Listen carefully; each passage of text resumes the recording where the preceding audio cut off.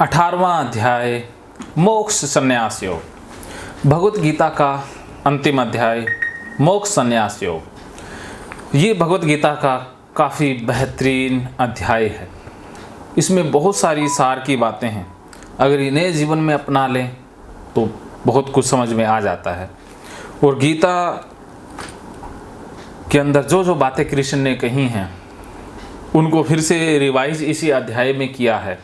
फिर से अर्जुन की शंकाओं का निवारण 18वें अध्याय में कृष्ण ने बताया है। तो वो कितना कारगर है और कैसे अर्जुन युद्ध के लिए तैयार हुआ वो भी इसी अध्याय में पता चलने वाला है। और आप भी फाइट करने के लिए रेडी हो जाएंगी, सब कुछ करने के लिए तैयार हो जाएंगी। चाहे वो कुत्ते को छूना हो, चाहे वो सड़ी हुई चीज़ों को छूना हो, कुछ भी करना हो, वो आप इस अध्याय के समाप्त होते होते रेडी हो जाएंगी। तो हम बढ़ते हैं बिना किसी देरी के 18वें अध्याय की तरफ, जिसका नाम है मोक्ष संन्यास योग।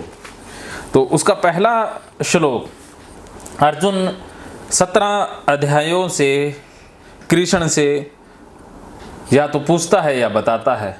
शुरुआत के कुछ अध्यायों में अर्जुन ने अपना ज्ञान झाड़ा, फिर कुछ उत्सुकता दिखाई, फिर जिज्ञासा दिखाई, अब वैसे ही टाइम पास सा कर रहा है। तो अब कृष्ण के लिए क्या चुनौती अर्जुन पेश करने वाला है वो 18वें अध्याय के पहले श्लोक में हम जान लेते हैं। पहला श्लोक इस प्रकार है। अर्जुन बोले, हे महाभाव, हे अंतर्यामिन, हे वासुदेव, मैं संन्यास और त्याग के तत्व को पृथक पृथक जानना चाहता हूँ। अब अर्जुन ने सवाल नया ही छोड़ दिया है। अब समय कहाँ है कि संन्यास और त्याग को अलग अलग बताया जाए। अर्जुन है कि मानने को रेडी नहीं है। सब कुछ अर्जुन को बता दिया, बार बार बता दिया, एक ही बात को घुमा फिरा कर भी बता दिया, अलग अंदाज से भी समझा दिया, डरा भी दिया, बुझा भी दिया। अब सब कुछ तो अर्जुन को करवा दिया, लेकिन अर्जुन है कि युद्ध करने के लिए तैयार होने का नाम ही नहीं ले रहा है। अब उसने फिर से एक नया सवाल छोड़ दिया है कि मुझे तो बताओ, हद हो गई। अर्जुन ये नहीं पूछ रहा कि मैं अब मारने चला हूँ, अब बस मुझे कर्ण, भीष्म या द्रोण के सामने खड़ा कर दीजिए, अब मैं तीर चलाता हूँ। ये नहीं कहता। अब कहता संन्यास और त्याग के विषय में बताओ। अब कृष्ण को तो बताना ही पड़ेगा, क्योंकि कृष्ण भी फंस चुके हैं ना। अब ऐसे तो है नहीं कि कृष्ण सीधा ही कह दें कि भैया तेरी समस्या तू निपट। तो कृष्ण तो बिचौलिया बन गए हैं। तो अब बिचौलिया जब तक शादी नहीं हो जाती तब तक तो भागता है नहीं, कभी इधर मनाता है, कभी उधर मनवाता है। क्योंकि देखो शादी में बिचौलिया होता है ना, तो कहीं गड़बड़ हो जाए, चाहे लड़के वालों के पक्ष में हो जाए चाहे लड़कियों वालों के पक्ष में, तो सारा मैनेजमेंट उसको ही देखना पड़ता है। सबको समझाता बुझाता वही है ना। तो कृष्ण भी बिचौलिया ही है युद्ध को करवाने का। तो अब ऐसा तो है नहीं कि उनको बीच में छोड़ देगा। अब एक को तो मरवाएगा, एक को जितवाएगा। तो कृष्ण ने कौरवों को तो मरवाना ही है और पांडवों को जितवाना ही है। तो ऐसे तो है नहीं कि अर्जुन भाग जाएगा तो बात बन जाएगी। तो भागने तो नहीं देना है। अब कृष्ण कैसे अर्जुन को पटरी पर लाते हैं। अब हो सकता है कृष्ण अपनी सारी नीतियां बदल लें, अपनी वाक्पटुता को किस अंदाज में पेश करें, ये तो कृष्ण ही जाने। तो फिर भी इस अध्याय से बहुत कुछ सीखने को मिलेगा। कृष्ण का एक नया रूप हमें जानने को मिलेगा। दूसरे श्लोक में कृष्ण कहते हैं, श्री भगवान बोले, कितने ही पंडित जन तो काम्य कर्मों के त्याग को संन्यास कहते हैं तथा दूसरे विचार कुशल पुरुष सब कर्मों के फल के त्याग को त्याग कहते हैं। देखिए कितने पंडित जन, अलग अलग लोग अलग अलग तरह की बातें करते हैं। जैसे काम्य कर्म, जो कर्म करने लायक है उनका त्याग करना संन्यास है। जैसे कोई नौकरी छोड़ के सिर मुंडवा करके भाई टेम्पल में बैठ जाता है, वो कोई सन्यासी है। तो कुछ लोग तो उसको संन्यास मानते हैं। तथा दूसरे विचार कुशल, जो बहुत कुशल हैं, बुद्धिमान हैं, हद से ज़्यादा निपुण हैं, वो कर्मों के फल के त्याग को त्याग कहते हैं। कि त्याग वो है जो कर्मों के फल का किया जाता है। कर्म को नहीं छोड़ना है। कुछ लोग कर्मों के त्याग को ही संन्यास मान लेते हैं और दूसरे हैं कि कर्मों को नहीं छोड़ते, कर्मों से फल को हटा देते हैं, तो उसे वो त्याग कहते हैं। कई एक विद्वान ऐसा कहते हैं कि कर्म मात्र दोषपूर्ण है। कई ऐसे विद्वान हैं कि जो कहते हैं कि कर्म ही सबसे बड़ी मूर्खता है, तो इसलिए कर्म को ही छोड़ो। लेकिन कर्म छोड़ना भी तो एक कर्म है।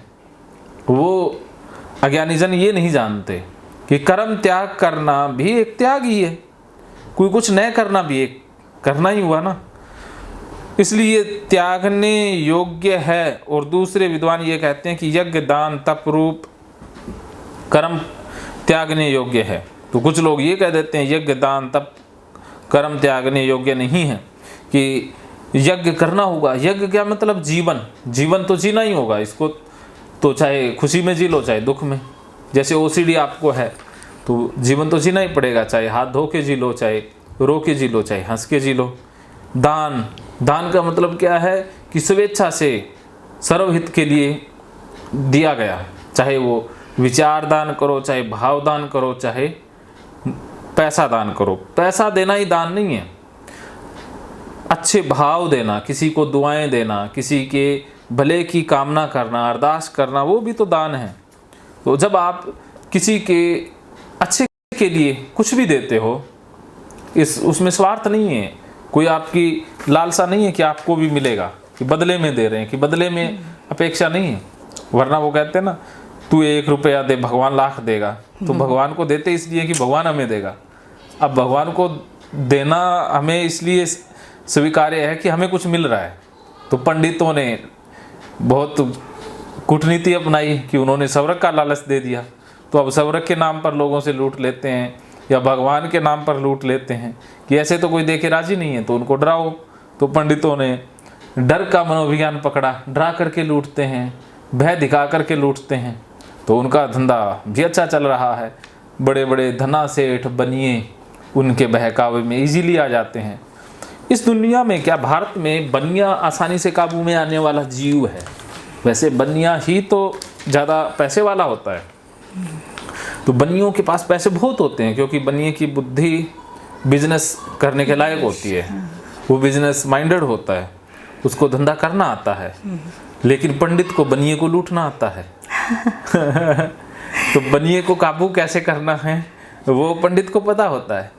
अब पंडित लोग ज़्यादातर जाटों को नहीं लूट पाते हैं, या क्योंकि वो जाट तो होते ही पहले अहंकारी हैं, तो उनके ऊपर ज़्यादा उनकी चलती नहीं है। बनिए डरपोक ज़्यादा होते हैं, क्योंकि जाट या ये क्षत्रिय होते हैं, ये लड़ाके होते हैं, ये लड़ाई करने के लिए तैयार होते हैं। आजकल तो जाट जो हैं वो डरपोक नहीं रहे, या उतना उनके पास डाटा नहीं है, तो वो पंडित मुंडितों को बख्शते नहीं हैं। उनको अगर गुस्सा आ गया तो सबका ही वो मंजा ठोक देते हैं। तो इसलिए अब पंडित लोग हैं वो बनियों के आश्रय ज़्यादा पलने लगे हैं, क्योंकि बनिया अभी भी डरता ही है। वो झमेलों में नहीं पड़ना चाहता, वो शांति से जीना चाहता है। वो पैसा कमा बहुत लेता है, वो दे भी देता है। वो देता इसलिए है कि कोई केस कबाड़ा ना हो, कोई पंगा ना हो, चाहे भगवान से भी पंगा ना हो, इसलिए वो पंडितों को दे दा के खुश करता है। तो वो बस देता इसलिए कि ये शांत रहें और अच्छी आशीष दें। लाइक तो ये भी नहीं करते बनिए भी इन लुटेरों को, लेकिन क्या करें, डरपोक है ना, तो अपने डर को छिपाने के लिए देते रहते हैं। तो मेरी इन बातों से बनियों को ठेस तो ना लगे। आप बनिया तो नहीं हो ना? मैं वैसे बनिया माइंड की अवस्था है, जाति को नहीं कह रहा। जात से कोई बनिया या जाट नहीं होता, वो होता है मन की अवस्था से। मन से कोई जाट होगा, कोई बनिया होगा, कोई ब्राह्मण, कोई शूद्र, मन से होता है। कृष्ण ने गीता में कहा है कि मैंने कर्मों के आधार पर इन चारों वर्णों की रचना की है, ना कि जाति आधार पर। तो कर्मों से पता चलता है कि उसके मन में क्या है। तो बनिए कर्म होते हैं। अब जो APJ अब्दुल कलाम हैं, जाति से तो वो मुसलमान हैं, लेकिन है वो ब्राह्मण, तो वो ज्ञान के जिज्ञासु है ना, तो वो ब्राह्मण हैं। अब परशुराम जी थे तो ब्राह्मण, लेकिन कर्मों से तो वो क्षत्रिय थे ना। तो ऐसे ही कर्मों से तय होता है कि वो क्या है। तो इसलिए जाति पाति के पक्ष में मैं नहीं हूँ। वैसे आपकी जाति बनिया तो नहीं है ना? फिर ठीक है। नहीं गुस्सा लगे तो बता देना, मैंने बनियों को नहीं कहा, मैंने मन को कहा है। मन बनिया नहीं होना चाहिए। ऐसे तो जाटों के घर भी बनिए पैदा हो जाते हैं। हाँ। और बनियों के घर भी कोई गलती से जाट पैदा हो ही जाता है। जो लड़ाई खोरे होते हैं वो क्षत्रिय ही तो हैं। सारे बनिए एक जैसे नहीं होते। कुछ बनिए होते हैं जो होते करोड़ों में, एक आधा ही है, लाखों में। हाँ हाँ बोलो। जी कुछ नहीं, परशुराम का सुनकर मुझे अच्छा लग रहा था। वो मुझे अच्छा लगता है, बहुत गुस्सा करता है। हाँ गुस्सा तो क्षत्रिय है ना। हाँ लेकिन वो बदला लिया उसने, और ये वो जो भी कुछ है वो शिव का वो था ना, तो इसलिए मुझे वो बहुत अच्छा। चलो बहुत बढ़िया। शिव से आप इतना प्रेम करती है तो शिव ही तो कृष्ण है। कृष्ण ने कहा मैं ही शिव हूँ, मैं ही ब्रह्मा हूँ। हाँ हाँ हाँ, और वो भी इनके ही वो हैं कुछ अंश वंश, ये परशुराम और कई अवतार हो गए ना, विष्णु के अवतार हैं। हैं। तो विष्णु के अवतार परशुराम भी हैं, कृष्ण भी है, राम भी है। चलो वो हम अवतारवाद की बात नहीं कर रहे, हम बात कर रहे हैं किसकी, अपने ओसीडी की। तो यहां तक क्या समझ में आया?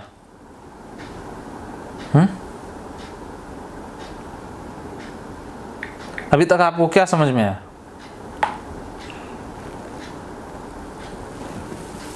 बोलिए बोलिए।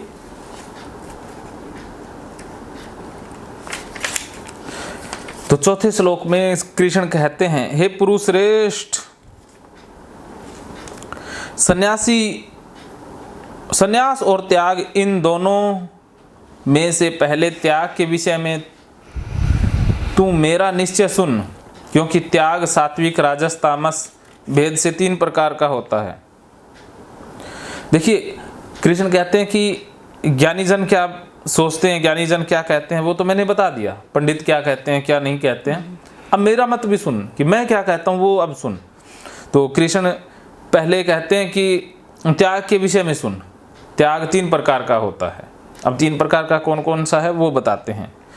इससे पहले 2-3 चीजें और समझ लेते हैं। महकेंगे फिर से खुशियों के रंग भगवत गीता थेरेपी कोर्स के संग। इतिहास का पहला ऐप जो गीता के माध्यम से ओसीडी डिप्रेशन का इलाज आसान बनाएगा। ओसीडी डिप्रेशन का इलाज हुआ और भी आसान, और वो भी बिना दवाई, घर बैठे। किसी को बीमारी की चिंता है तो किसी को चिंता की बीमारी है। भगवत गीता ने लाखों करोड़ों का जीवन बदला है और आपका भी बदलेगा। गीता थेरेपी कोर्स में आपको मिलेगा सभी 11 प्रकार की ओसीडी का संपूर्ण इलाज, जैसे गंदगी का वहम, बार बार हाथ धोना, बार बार सफाई करना, बार बार लॉक दरवाजा चेक करना व अन्य सामान की चेकिंग बार बार करना, एक ही विचार बार बार आना, नुकसान व मरने मारने का विचार आना, HIV, rabies, cancer, heart attack का विचार आना, IBS और नींद न आने की समस्या का हल गीता कोर्स में मिलेगा। आत्महत्या वाले विचारों से मुक्ति भी गीता थेरेपी कोर्स से मिलेगी। राजेंद्र जोधपुरिया ऐप पर आपको ओसीडी से संबंधित राजेंद्र जोधपुरिया की किताब भगवत गीता के मनोवैज्ञानिक रहस्य और अन्य टिप्स पढ़ने को भी मिलेंगे। गीता है महान थेरेपी। गीता में CBT, हिप्नोथेरेपी, माइंडफुलनेस, ERP व अन्य बहुत सी साइकोथेरेपीज का समावेश मिलेगा। राजेंद्र जोधपुरिया ऐप एक, फायदे अनेक। आज ही प्ले स्टोर से डाउनलोड करें, लिंक डिस्क्रिप्शन में है।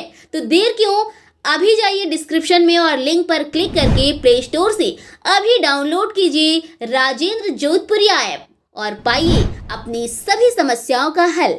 मानो तो मौज है, वरना समस्या तो हर रोज है।